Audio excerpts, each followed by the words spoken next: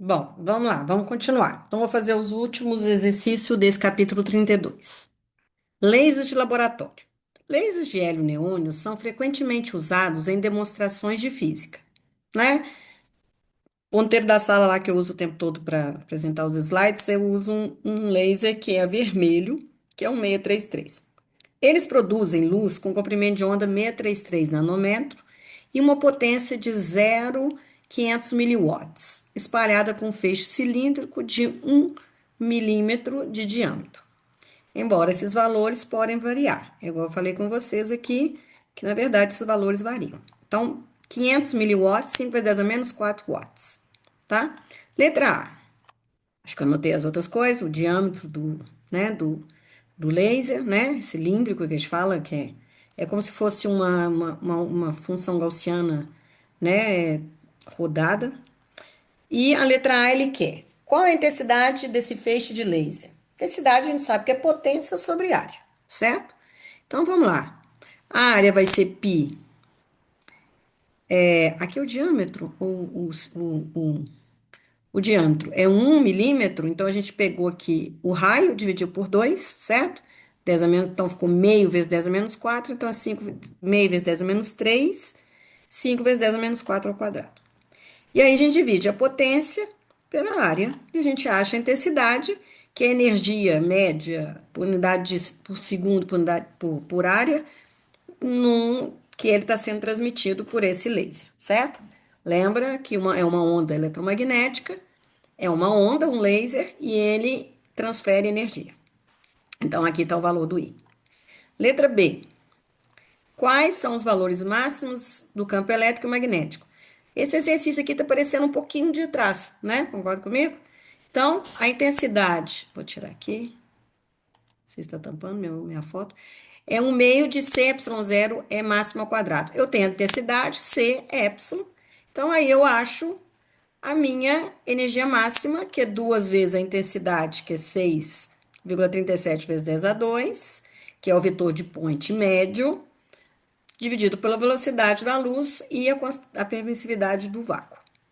E aí deu o valor máximo do campo magnético, do campo elétrico, que a gente vai achar, a partir dele, o campo magnético por essa equação, que deu já aqui 2,31 vezes 10 a menos 6 Tesla. Tranquilo esse aqui, né? Aí tem a letra C, que eu acabei não explicando em sala, mas vamos lá. A densidade média de uma energia de um feixe de laser, que é a densidade média de energia, é a intensidade dividido pela velocidade da luz, tá? Do meio, no meio que ele está propagando. No caso aqui, vai ser a intensidade que a gente calculou aqui na letra A, dividido por 3 vezes 10 a 8, e aí deu uma densidade média aí, joule por metro cúbico. Tá legal? Densidade média de energia que está transportando ali no meio. Beleza? Esse aqui também é muito tranquilo, parecido um pouco com o 27. E aí vamos mais o 30, e a gente vai falar sobre agora ondas estacionárias. Acho que os próximos são sobre onda estacionária. Uma onda eletromagnética, na verdade, é uma onda estacionária, aquela que vai ser refletida, né? Vai ser uma interação de uma onda com a outra em sentidos opostos, né? E no caso, claro que a gente está fazendo uma interação de uma onda com a mesma frequência, que no caso aqui é 2,20 vezes 10 a 10 Hz. E a distância entre dois planos nodais. Então, lembre que numa onda eletromagnética nós temos planos nodais, não pontos nodais na superfície, porque está propagando aí no espaço consecutivos do campo B é 4,65 milímetros. Então, quer dizer que a distância nodais, lembra que a gente viu que a distância nodais para um campo elétrico é meio comprimento de onda. Então, aqui está o exemplo, tá vendo? O campo elétrico numa uma onda estacionária é perpendicular ao campo magnético, mas onde tem um nó do campo elétrico, tem uma crista do campo magnético. Lembra? Qual é o comprimento de onda da onda nesse material? Então, o comprimento de onda, a gente vai falar dos nós consecutivos, eles estão separados por meio comprimento de onda. Tá legal? Então, aqui, olha, o nó do campo elétrico, que é o rosinha, ele é meio comprimento de onda, porque um comprimento de onda vai até aqui. Então, repara, meio comprimento, lambda sobre 2. Então, lambda sobre 2 é as distâncias entre o nó. Disso, a gente acha o comprimento de onda, certo? A gente não podia achar por V igual a lambda F, porque a gente tem a frequência, mas não tem a velocidade nesse meio, tá? Em certo material, tá vendo? Não é no vácuo. Então, sempre tem que prestar atenção que o enunciado sempre vai te dando as dicas. Aí vamos lá, letra B. É a distância entre dois panos nodais adjacentes do campo magnético, do campo elétrico. Ó, isso é o mesmo. A distância do campo elétrico. Então tá, então o comprimento de onda a gente achou. A distância nodal do campo elétrico, ela vai ser a mesma do campo magnético, certo? Só que eles estão defasados de lambda sobre 4, tá? Então, a distância do nó do E e o nó adjacente do B é dado por lambda sobre 4, mas a distância entre consecutivos do campo, aqui tá errado, são separados por lambda sobre 2 também. Então, a distância nodal vai ser a mesma do campo magnético. Mas a distância entre um campo, o máximo do campo magnético está distanciado de um quarto de comprimento de onda do elétron. Mas ele não quer isso. Ele quer a distância nodal entre do campo magnético daqui até aqui, que é lambda sobre 2. Tá legal? Então, entenda bem a diferença de um com o outro. Letra C, a velocidade de propagação da onda. Então, eu tenho comprimento de onda e tenho frequência, eu acho a velocidade de propagação da onda, multiplicando um pelo outro, que é 2,05 vezes 10 a 8 metros por segundo nesse material. Tá legal? Então, é um exercício tranquilo, que é bom saber da teoria aqui, que numa onda eletromagnética estacionária, os nós do campo magnético são defasados em relação aos nós do campo elétrico de lambda sobre 4, tá? E um nó de um campo magnético com ele, né, entre eles é de meio lambda sobre 2, tá? E do magnético também lambda sobre 2. Tudo bem? Então vamos para o próximo. 31. O forno de micro-ondas. Escolhi esse exercício porque é bem interessante sobre forno de micro-ondas que todo mundo, a maioria das pessoas deve ter em casa hoje em dia. O micro-ondas de um forno possui um comprimento de onda de 12,2 centímetros. Olha o comprimento de onda, 12,2 centímetros, certo? Letra A. Qual deve ser a largura desse forno para que possa conter 5 planos antinodais do campo elétrico ao longo de uma largura no padrão de onda estacionária? Então, ele quer qual é a largura do micro-ondas, né? A largura, para que tenha 5 planos antinodais. Antinodais quer dizer que é o oposto, cristas do campo elétrico, certo? Ao longo de sua largura, então, ao longo da largura do forno. Então, uma onda estacionária, a distância dos antinós consecutivos é meio comprimento de onda, que acabamos de ver. Se ele quer que existam 5 planos antinodais, certo? Então, deve ter, nesse comprimento, deve ser 5 lambdas sobre 2 ali dentro. Tá legal? E disso, eu tenho que o comprimento de onda, eu tenho, que aqui eu passei para metro, né? 12,2 centímetros decímetro metro, dividido por 2. Então, eu tenho a largura desse micro-ondas, ela tem que ter no mínimo 0,35, 30,5 centímetros, certo? Para ter 5 antinós ali naquele lugar, tá? Quer dizer, onde a intensidade do campo é bem alta, né? Do campo elétrico, e a lambda sobre 4 disso vai ter o campo magnético. Tá legal? Tudo bem? Então, essa é a ideia. Qual é a frequência desse micro-ondas? Então, lembra que aqui a gente está usando, deixa eu voltar aqui na letra A, do campo elétrico, tá legal? Então, ele é um nó na beiradinha ali, tá? Quando é uma crista do campo magnético, mas é do campo elétrico, nas extremidades, que eu tô querendo dizer. Qual que é a frequência dessas micro-ondas? F é c sobre lambda, c é a velocidade da luz, certo? 0,122. Então, 2,46 vezes 19 Hz, velocidade da luz. Aqui é a velocidade da micro-ondas, tá? Falei da luz, mas da micro-ondas, então é da ordem de 19 Hz, tá? E letra C, ele quer, suponha que por um erro de fabricação, o forno tenha ficado 5 centímetros mais comprido que é especificado no item A. Então, teve um erro, 5 centímetros mais. Então, o comprimento dele vai ser 30 mais 5, que é o que a gente calculou aqui, era 30,5 centímetros, vai mais 5. Então, vai ser 35,5 centímetros, 0,355 metros, tá? É o novo comprimento do forno, porque foi erro de fabricação. Nesse caso, o que que ele quer? Qual teria que ser a frequência dos micro-ondas para ainda haver 5 planos antinoidais do campo elétrico ao longo da largura do forno? Então, ele quer manter os 5 planos antinoidais, mas aí ele vai mexer então na frequência. Mas a gente sabe, então, que esse comprimento linha tem a ver, o comprimento do forno tem a ver com o comprimento de onda gerado, certo? Então, se eu mexer o comprimento, eu vou mexer no comprimento de onda, disso eu vou ter uma nova frequência. Substituindo os valores, então, eu passei para lá 2L sobre 5 e o novo comprimento é esse aqui, 0,355, certo? Aí a gente calcula que o lambda linha é 0,142. Quer dizer que o novo comprimento de onda necessário pelo ao erro no cálculo lá da largura do forno de micro-ondas. Dito isso, então a frequência vai ser 3 vezes 10 a 8 por 0,142 e então deu 2,11 vezes 10 a 9 Hz. Beleza? Então, isso é a nova frequência necessária para que ter 5 planos nodais nesse forno de micro-ondas de 35 centímetros e meio. Tá legal? Então, isso aqui é uma coisa bem interessante. Você vê que tem ondas estacionárias que são exatamente refletidas pela parede do micro-ondas ali, que é metálico. Tá legal? Bom, então vamos para. Isso é curioso porque é do dia a dia nosso, então é interessante. Então vamos lá. Agora é esse aqui de cirurgia de laser. Exatamente, eu escolhi alguns que vocês verem que é do dia a dia nosso que está usando. Então é o 33. Pulsos muito curtos de raios lasers com alta intensidade são usados para reparar partes descoladas da retina. Esse tipo de laser aqui é os lasers que a gente chama pulsados, certo? Ele dá um pulso para e aí tem uma certa frequência desses pulsos. Os curtos pulsos de energia absorvidos pela retina unem-se às partes descoladas no lugar.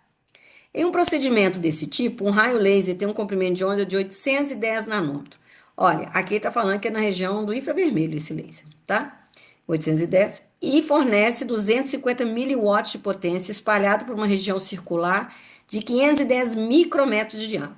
Olha que curioso. Espero que isso aqui esteja verdadeiro, né? Mas eu imagino que sim. O movítrio, o fluido transparente que preenche a maior parte do olho, possui uma refração de 1,34. Tudo bem. Então, letra A. Então, eu tenho a potência do laser, tem o tempo. Aí ele falou aqui na letra A. Se o pulso do laser dura 1,50 milissegundos, quanta energia é fornecida à retina a cada pulso? Então, cada pulso então, deve ser um tempo bem curto de exposição do laser, né? Então, depende para cada lugar. Eu tenho o comprimento de onda do laser e tenho o diâmetro desse 510 microns, metro de diâmetro, do feixe de laser. E o índice de refração do humor-vítreo, né? Um índice de refração médio deve ser. Letra A, então. Eu tenho o que ele quer? Quanta energia é fornecida para cada pulso? Eu sei que potência é energia por unidade de tempo. Então, a energia é P vezes delta T, certo? Eu tenho a potência do laser, que é 250. Eu tenho o tempo do pulso. Então, ele quer o tempo, a energia de um pulso só, certo? Então, é multiplicar. Então, 3,75 a 10 a menos 4 joule cada pulso de laser, de energia. Cada pulso de laser dá essa energia ao olho lá, a retina, tá? Letra B. Qual é a pressão média? Qual pressão média o pulso de raio laser exerceria na incidência normal sobre uma superfície no ar se o raio fosse totalmente absorvido? Então, essa pressão aqui, exercida média, é a intensidade do pulso, certo? Dividido por C. No caso aqui, a intensidade é potência sobre área, que a gente já tem, e a área seria π, o diâmetro dividido por 2 ao quadrado. Então, eu tenho o diâmetro do laser, né? Eu acho a área, certo? Aqui é D dividido por 2. D aqui era aqui 5,10 micrômetro, 510 micrômetro, então dá 2,04 vezes 10 a menos 7 metros quadrados a área. Então, a intensidade, eu substituí a potência, que é 0,250, que é isso aqui, 0,250, pela área, deu isso aqui. Então, a pressão média exercida seria a intensidade dividido pela velocidade da luz, que é 4,1 vezes 10 a menos 3 PA, Pascal. Tá? Uma pulsão média que dá exerce sobre ele. Quer dizer, se o raio todo penetrou sobre a retina. Tá legal? Letra C. Quais são os comprimentos de onda e a frequência da luz do laser dentro do humor vítreo? Aí lembra, a gente quer porque o humor vítreo tem um índice de refração, então a velocidade vai ser diferente, o comprimento de onda diferente. Não, a frequência vai ser. O comprimento de onda vai ser diferente e a velocidade vai ser diferente. A frequência vai ser a mesma. Então, ó. Então, a frequência vai ser 3. Então, eu vou achar a frequência dessa onda no ar, no vácuo, que é a velocidade da luz sobre o comprimento de onda dela, que é 810, e achei a frequência. Para achar essa frequência, vai ser a mesma dentro do movido, certo? Só que a velocidade é diferente. Então, a frequência não muda. E aí, o comprimento de onda é lambda zero sobre n, que é 810 sobre o índice de refração, tá? Que vai ser 604 nanômetros, tá bom? Então, isso divide aí, resolve essa parte. Então, dentro do ouvido, você vê que o comprimento de onda muda. A frequência é a mesma e a velocidade também vai mudar, tá? Quais são os valores máximos dos campos elétrico e magnético no raio laser? Então, eu tenho intensidade, eu consigo achar o campo elétrico. Se eu tenho campo elétrico máximo, eu acho o magnético. Né? Fizemos vários exercícios aqui agora, uns 3 na sequência sobre isso. Substituo os valores e o campo máximo, elétrico máximo, é 3 vezes 10 a 4 volts por metro. E o magnético, dividir isso por C, que é a velocidade da luz, vai ser 1,01 vezes 10 a menos 4 Tesla. Ele quis dizer, né, a intensidade ali do laser. Tudo bem que não perdeu luz em lugar nenhum quando passa para o humor vítrico do ar para o vidro. O humor vítreo. Tá legal? Então, esse aqui é um outro exercício também muito por curiosidade, para a gente ver, né, que o dia a dia usa e o que a gente estuda aqui na realidade, a gente vê na prática aí, por aí afora. Então, vamos lá. O último exercício é o 43, que fala o seguinte: em uma dada experiência, um transmissor de rádio emite ondas eletromagnéticas senoidais com frequência 110 MHz em sentidos opostos dentro de uma cavidade estreita com refletores em ambas extremidades, gerando um padrão de onda estacionária. Então, você está vendo que a gente está vendo onda estacionária que tem né, placas reflectoras que refletem as luzes, a onda eletromagnética. Aí ele quer, qual é a distância que separa os planos noidais do campo magnético? Certo? Vamos lá. Se tá uma onda propagando no vácuo, eu tenho a frequência, eu acho o comprimento de onda, certo? 3 sobre F, e aí o comprimento de onda é 2,73 metros. O que eu acabei de explicar lá atrás? Que as distâncias nodais num campo magnético é lambda sobre 2, certo? Mandado por lambda sobre 2. Se eu tenho um comprimento de onda, eu sei que essas distâncias nodais, né, dessa onda eletromagnética que ficou em interferência, né, é estacionária, é D dividido por 2, então ela é lambda dividido por 2, que é 1,36. Beleza? Então tá. Então agora, o que ele quer? Se o padrão de interferência. Deixa eu só acabar aqui um negócio. Peraí. Se o padrão de onda estacionária é determinado como uma oitava harmônica, qual é o comprimento da gravidade? Comprimento da cavidade. Então, tem a cavidade, vai ter uma certa distância L. Eu sei que L, que é o comprimento dessa cavidade, que é o que eu quero determinar, é N lambda sobre 2. Se é a oitava harmônica que está ali, meu N é igual a 8.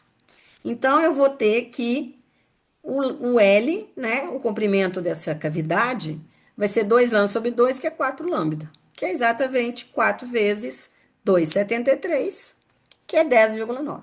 Então, isso aqui é bem simples, Mas a única coisa que vocês têm que bem prestar atenção, que é a mesma coisa de ondas estacionárias que a gente viu num tubo, numa corda. A diferença aqui é que os nós, né, os planos nodais, aqui é um plano nodal das ondas eletromagnéticas do campo elétrico, é λ/4, uma distância do campo magnético, tá? Mas a distância aqui é a mesma, tá bom? Então tá. Então, isso, terminado os exercícios do capítulo 32, eu vou fazer exercícios mais simples dele, só para ter uma noção sobre ondas eletromagnéticas, que tem um campo eletromagnético, a intensidade, que isso nós vamos usar nos próximos capítulos, que é a matéria da última prova, que é sobre ótica. Tá legal? Então tá.